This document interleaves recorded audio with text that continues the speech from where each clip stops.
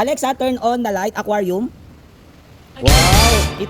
Good day mga bossing at nandito na naman ako ulit. Nasa tindahan tayo ngayon at mag-unboxing tayo ng parcel. Alam nyo kung saan ko to gagamitin. Once na nabuksan ko to, may idea na kayo kung saan natin to gagamitin.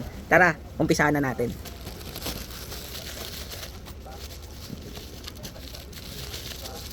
Oops!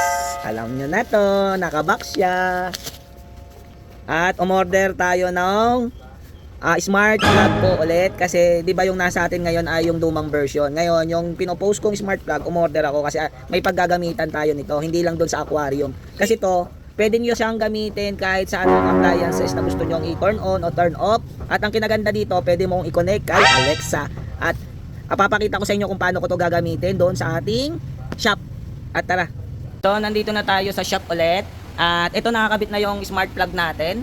At ito yung sa apps na ginagamit natin, gumamit lang tayo ng smart light para makakonect siya. Dito na yung ano natin, may aquarium tsaka yung 15G. Yung 15G ayan yung nandun sa tindahan at yung aquarium ito yung nandito yung nakasaksak. Tapos i-connect natin siya kay Alexa, Amazon Alexa. Ayun na si Amazon Alexa.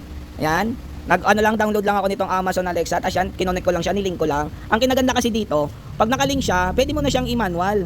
Ayan, oh. Tapos, i-ano natin, Alexa, turn on the light aquarium. Wow! Kita nyo naman mga bossing. Ganon. Ganon siya ka-convenient gamitin kasi hindi mo na, kung galing ka sa tindahan at may customer magwo-walk-in, pupunta ka lang sa app, tapos sabihin mo lang kay Alexa, Alexa, turn off the light aquarium. Oh, diba? Napakaangas mga bossing. Kaya ito kahit sa ang appliances pwede nyong gamitin sa aircon at napaka-convenient. Kaya order na kayo bossing, ilalagay ko lang yung links sa comment section. At isa pa, natuwa ako eh. Alexa, turn on the light aquarium. Okay. Oh, awat lang Joe na yan. Kaya kayo, nakakaliw. Order na rin kayo mga bossing. At yun lang. Thank you. Bye-bye.